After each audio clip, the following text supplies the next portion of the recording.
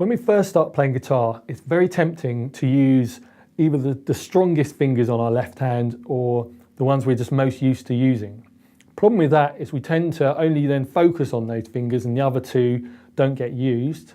And the other thing is that we have to put a lot of thought into how we're going to move our hand around just to be able to use those fingers to play whatever we're playing. A better approach is to have a system that tells us which finger we're going to use in any given situation, and it'll help distribute the fingers as well so that you're using them all the time. Now, the system we're going to learn is called playing in positions. So the way this works is, if I was to say we're going to play in the first position, I'd be referring to my index finger, and it's the index finger we need to pay attention to nearly all the time. So if I said we're in first position, the index finger would play any notes that were on the first fret of any string.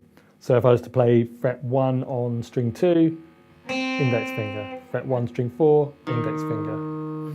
If I was to say, can you now play in the third position, the index finger would play any notes there. It's not telling you which notes I'm going to play, it's just saying that any notes that would be played on fret 3 will be played by that finger. So you can say that with any fret. If I was in 5th position, the index finger would be there. 7th position, index finger would be there. So let's go back to the first position. It obviously makes sense that if this finger is going to play any notes in the first fret, then the middle finger is going to play any notes in the 2nd fret, the ring finger is going to play any notes in the 3rd fret, and the little finger is going to play any notes on the 4th fret. Let's come up with a little riff, and we'll play this in the first position. It just goes.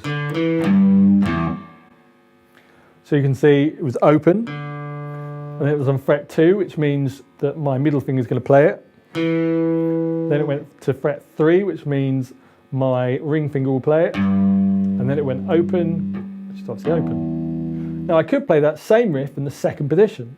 So the way I would do that is now I'd move my fingers up so they can hover above the strings. You don't have to do that because it might be a bit of a stretch for you, but I like to keep them in place where possible. So we play it open, and then we go to the index finger on fret 2 now, and then the middle finger on fret 3, and then just open again. So it's the same riff in the first position, and now in the second position. You can apply the system of positions to the riffs that you've already learnt. You'll see that I'm using the system, and if you look at Seven Nation Army, that's in the first position, Boom Boom's also in the first position.